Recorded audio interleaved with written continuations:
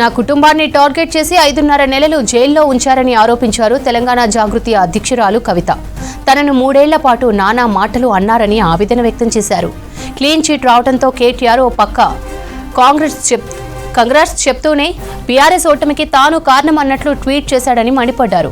BRS ఓడిపోవడానికి తాను కారణమా అని ప్రశ్నించారు. ఓటమిని తన మెడలో ఎందుకు వేస్తున్నారని నిలదీశారు. ఒక వ్యక్తి వల్ల ఓడిందంటే బీఆర్ఎస్ అంత వీకా అని ప్రశ్నించారు. మిమ్మల్ని ప్రజలు ఓడిద్దామన్నారని ఒప్పుకోవాలన్నారు. బీజేపీ బీఆర్ఎస్ ఒకటేనన్నారు కవిత. నా కుటుంబాన్ని టార్గెట్ చేసి 5.5 నెలలు జైల్లో ఉంచారని ఆరోపించారు తెలంగాణ జాగృతి అధ్యక్షురాలు కవిత. తనను 3 ఏళ్ల పాటు నానా మాటలు అన్నారని ఆవేదన వ్యక్తం చేశారు. క్లీన్ చిట్ రావడంతో కేటీఆర్ ఓ పక్క కాంగ్రెస్ చెప్తూనే బీఆర్ఎస్ ఓటమికి తాను కారణమన్నట్లు ట్వీట్ చేశాడని మండిపడ్డారు. బీఆర్ఎస్ ఓడిపోవడానికి తాను కారణమా అని ప్రశ్నించారు. ఓటమిని తన మెడలో ఎందుకు వేస్తున్నారని నిలదీశారు. ఒక వ్యక్తి వల్ల ఓడిందంటే బీఆర్ఎస్ అంత వీకా అని ప్రశ్నించారు. మిమ్మల్ని ప్రజలు వద్దన్నారని ఒప్పుకోవాలన్నారు. బీజేపీ బీఆర్ఎస్ ఒకటేనన్నారు కవిత.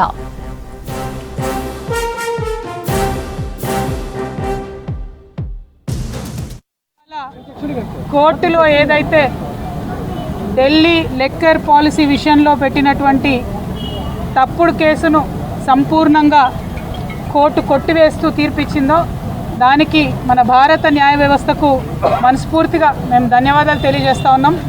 ఎందుకంటే మేము మొదటి రోజు నుండి చెప్తూ ఉన్నాం, ఇందులో ఎక్కడా కూడా ఏమాత్రం సంబంధం కూడా నాకు లేదు, నేను ఒక కడిగిన ముత్యంలాగా బయటికి వస్తానని చెప్తూ వచ్చాను. అదే ఇవాళ కోర్టు ద్వారా నిరూపణ అయింది. మరి కోర్టు ఏదైతే కుట్రపూరితమైన ఈ కేసు ఉందో ఆ కుట్రలన్నింటినీ ఛేదిస్తూ కంప్లీట్గా ఆర్గ్యుమెంట్సే ఫాల్స్ ఉన్నాయని చెప్పి బేషరతుగా ఆ కేసులో ఉన్న వాళ్ళందరికీ కూడా మరి విడుదల చేయడం అనేది, క్లీన్ చీట్ చేయడం అనేది మనస్ఫూర్తిగా స్వాగతిస్తూ ఉన్నాం. కాకపోతే బాధ అవుతూ ఉన్నది. ఎందుకంటే ఒక్కొక్కరు సంవత్సరన్నర కాలం నేను స్వయంగా 5.5 నెలలు కుటుంబానికి, పిల్లలకు, అందరికీ దూరంగా ఉండడం, ఆ బాధ, అవమానం, జరిగినటువంటి వ్యక్తిత్వ హననం, అవన్నీ కూడా ఎన్ని కోట్ల రూపాయలు ఇచ్చినా అది తిరిగి వచ్చేటటువంటి విషయం కాదు. ఎంత సమయం జరిగినా ఆ నష్టం మాకు, మా కుటుంబానికి జరిగిందన్నమాట వాస్తవం. అయితే ఆ కఠిన సమయంలో నాతో పాటు డబ్బులు ఉన్నా లేకున్నా ప్రతి హియరింగ్కి ఇక్కడున్న మా అక్క చెల్లెలు, అన్నదమ్ములు అందరూ కూడా ఢిల్లీ వరకు వచ్చి నాకు మద్దతుగా ఇచ్చి, నైతిక స్థైర్యాన్ని ఇచ్చి, ఇక్కడ నా పిల్లలు ఒంటరిగా ఉన్నప్పుడు వారికి అండగా నిలిచినటువంటి ప్రతి ఒక్కరికి కూడా నేను హృదయపూర్వకంగా ధన్యవాదాలు తెలియజేస్తూ ఉన్నాను. ప్రత్యేకించి మా అమ్మకు, మా నాన్నకు, మా అత్తమ్మకు, మా మామయ్యకు, మా మొత్తం భర్త తరఫున కుటుంబానికి అందరికీ కూడా నేను హృదయపూర్వకంగా ధన్యవాదాలు తెలియజేస్తున్నాను, పాదాభివందనాలు తెలియజేస్తూ ఉన్నాను. మీరు ఇచ్చినటువంటి బలంతోనే ఆ జైల్లో 5.5 నెలలు కూడా నేను పిల్లలు లేకపోయినా కన్నీళ్లు దిగమింగుకొని కర్తవ్యాన్ని గుర్తు చేసుకొని గడిపినానని చెప్పి ఈ సందర్భంగా తెలియజేస్తున్నాను. మరి ఇవన్నీ జరుగుతూ ఉంటే ఇవాళ కేటీఆర్ అన్నగారి ట్వీట్ చూడడం జరిగింది.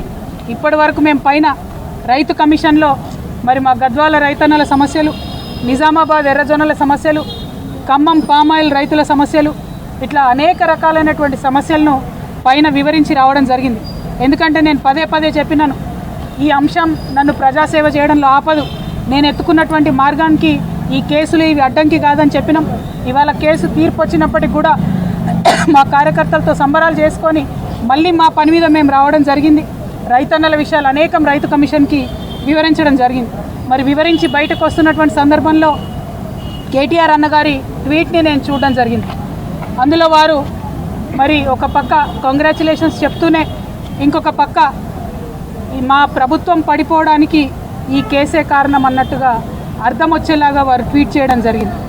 ఇవాళ నేను పొద్దున్నుండి బీఆర్ఎస్ పార్టీ సోషల్ మీడియా ఏదైతే అనేక రకాలైనటువంటి కమెంట్స్ చేస్తూ ఉన్నారో, ఏదైతే మొత్తం బీఆర్ఎస్ పార్టీ ఇక్కడ రాష్ట్రంలో ఓడిపోవడానికి ఈ కేసే కారణమని ఒక ట్విస్ట్ ఇచ్చే ప్రయత్నం చేస్తూ ఉన్నారో, వాళ్ళందరినీ కేటీఆర్ రామారావు గారిని సూటిగా నేను ఒక ప్రశ్న అడుగుతా ఉన్నా. నా మీద కేసు పెట్టింది ఎందుకోసం? పార్టీ కోసం కాదా? ఈ మాట కేసీఆర్ గారు చెప్పలేదా? మరొకవేళ నా మీద కేసు పెట్టింది పార్టీ కోసమే అని మీ అందరికీ తెలిసి ఉంటే ఇవాళ మీరు ఏదైతే ట్వీట్ చేసిండ్రో అది నిజమే అయితే నేను జైలుకు వెళ్ళేంత వరకు కూడా ఒక్కసారి కూడా మీరు ప్రెస్ మీట్ పెట్టకపోవడం ఎందుకు, కేసీఆర్ గారు ప్రెస్ మీట్ పెట్టకపోవడం ఎందుకు, ఇంకా పెద్ద నాయకులు ఎవరు కూడా మాట్లాడకపోవడం ఎందుకు? అంటే ఆనాడేమో నేను ఒంటరిగా ఫేస్ చేసుకోవాలి, పార్టీ సోషల్ మీడియా కనీసం సపోర్ట్ చేయదు. ఆనాడు బీజేపీ సోషల్ మీడియా అంతా నేను అత్యంత పవిత్రంగా 9 రోజులు అన్నం మెతుకు తినకుండా బతుకమ్మ చేసే వ్యక్తిని నేను. అత్యంత పవిత్రంగా నేను బతుకమ్మ ఎత్తుకొని ఈ జాతి సంస్కృతిని చాటి చెప్పినటువంటి బిడ్డను నేను. ఆ బతుకమ్మ ప్లేస్లో లిక్కర్ బాటిళ్ళు పెడితే బీఆర్ఎస్ పార్టీ సోషల్ మీడియా ఆనాడు ఏమైంది? మీరు ఆనాడే ఎదుర్కొని ఉంటే ఈ గతి పట్టేదా బీఆర్ఎస్ పార్టీకి?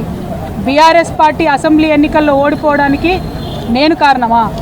ఒక్కసారి ప్రజలు కూడా రివైండ్ బటన్ దయచేసి నా కోసం ప్రెస్ చేసి ఆలోచన చేయాలి. ఆనాడు ఉన్న అంశాలు ఏంటిది? ఇండ్లు ఇవ్వలేదన్న అంశం, ఉద్యోగాలు ఇవ్వలేదన్న అంశం, దోపిడీదారులకు టికెట్లు మార్చమని ఎంతమంది మొత్తుకున్నా మార్చకుండా వాళ్ళనే మళ్ళీ ప్రజల మీద రుద్దాలనేటటువంటి చేసిన ప్రయత్నం, ఈ అంశాలు కదా ఆనాడు చర్చలో ఉన్నాయి. అన్నిటికన్నా ఎక్కువ అహంకారం అనేటటువంటి అంశం కాదా చర్చలో ఉన్నది. ఇవాళ వచ్చినటువంటి తీర్పుని మీకు అనుగుణంగా మలుచుకొని బీఆర్ఎస్ పార్టీ ఓటమిని నా మెడలో వేయాలని చూస్తున్నారు. ఇది కరెక్ట్ కాదు కేటీఆర్ గారు. మీరు ప్రజలకు జవాబుదారీగా ఉండాలి. You are living in a denial my dear brother. accept the fact, understand what has happened during that election, take steps accordingly, fight it out in people, do not blame me for this. Whereas the party supported me 3 years of the cases, did party social media support me? ఇవాళ పొద్దున్న నుండి సన్నాయి నొక్కులు నొక్కుతున్నారు. పెంపకానికి వచ్చిన court తీర్ప ఏందో అడ్డమైన రాతలు నేను ఆ సోషల్ మీడియా చూడను. దీనివల్లే బీఆర్ఎస్ ఓడిపోయింది అంటున్నారు. మరి ఎందుకు మాట్లాడలే? నేను పార్టీ కోసం కాదా జైలుకు పోయింది? మీకు తెలియదా ఏం జరిగిందో వెనకాల? నా మెడలో పార్టీ ఓటమిని వేయాలని చూస్తే ప్రజలు కూడా హర్షించరు. ఇవాళ నేను కోరేది ఒక్కటే, నిజాలు చెప్పండి దయచేసి. నేను ఆనాడు నిజమే చెప్పి నాకు సంబంధం లేదని ఇవాళ న్యాయస్థానం కూడా నా నిజాన్ని సమర్థించింది. రేపు 2 నెలల్లో నేను కొత్త పార్టీ పెట్టబోతా ఉన్నా. ఆ దేవుడు ఆశీర్వాదంగానే ఇవాళ తీర్పు వచ్చిందని చెప్పి నేను మొన్ననే చెప్పిన రాజకీయం చేయాలంటే ధైర్యం ఉండాలి, ఓడిపోతే ఒప్పుకునే ధైర్యం ఉండాలి. నిజామాబాద్లో నేను ఓడిపోయినాడు ఒకటే మాట చెప్పిన, ప్రజలు ఇచ్చిన ఏ తీర్పునైనా శిరసావిస్తా అని చెప్పిన తప్పితే కారణాలు వెతకలేదు. ఇవాళ వచ్చిన తీర్పుని దీనివల్లనే ఓడిపోయిందని చెప్తున్నారు. అన్న రాసిన ట్వీట్లో, రామన్న గారు కేటీఆర్ గారు రాసిన ట్వీట్లో కేజ్రీవాల్ గారి ప్రభుత్వం ఓడిపోయిందన్నారు. ఓడిపోయి ఉండొచ్చు, అక్కడ సంగతి నాకు తెలియదు. కేజ్రీవాల్ గారు అరెస్ట్ అయినాక ఎన్నికలు వచ్చినాయి. ఇక్కడ నన్ను అరెస్ట్ కాకముందే ఎన్నికలు వచ్చినాయి. మీరు ఫ్యాక్ట్స్ని ట్విస్ట్ చేసి సోషల్ మీడియాలో మాకు పెద్ద ఆర్మీ ఉంది, పేడ్ బ్యాచ్ ఉంది, నేను ఏది మాట్లాడినా నడుస్తుంది చెల్లుతుంది అనుకుంటే ఆ రోజులు పోయినాయి. దయచేసి నిజం చెప్పండి. నాకు ఆర్మీ లేదు, గిర్మీ లేదు, నాకు ఉన్నది గివిలే అబ్బా. ఈ పిడికెడు మందితోనే ఈ రాష్ట్రంలో ఒక కొత్త రాజకీయ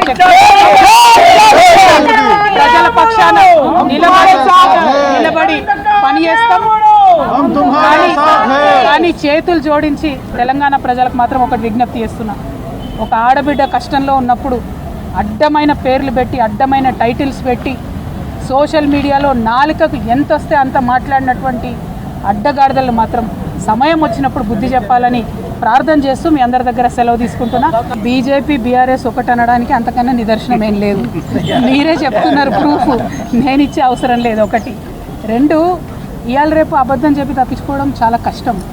ఇదే బీఆర్ఎస్ పార్టీ సోషల్ మీడియా నా మీద ఎప్పుడైతే భారతీయ జనతా పార్టీ ప్రభుత్వం కేసు పెట్టిందో ఆనాడు రెస్పాన్స్ ఎట్లుందో చూడండి ఒకసారి దయచేసి. నేను చెప్పేది ఏం లేదు కదా, సపోర్ట్ చేసిందా చేయలేదా అన్నది మీకే తెలుస్తుంది. నేనైతే సోషల్ మీడియా ఆనాడు ఉన్న ట్వీట్లు చూడండి, ఈనాడు వస్తున్న ట్వీట్లు చూడండి.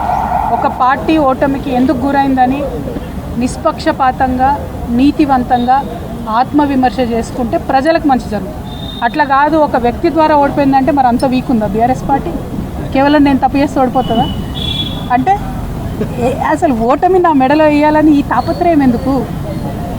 ఏంటిది? అంత పెద్ద పార్టీ, తెలంగాణ రాష్ట్రం సాధించిన పార్టీ, అరే ఒక వ్యక్తితో మొత్తం ఓడిపోతుందా? ఏం లేవా?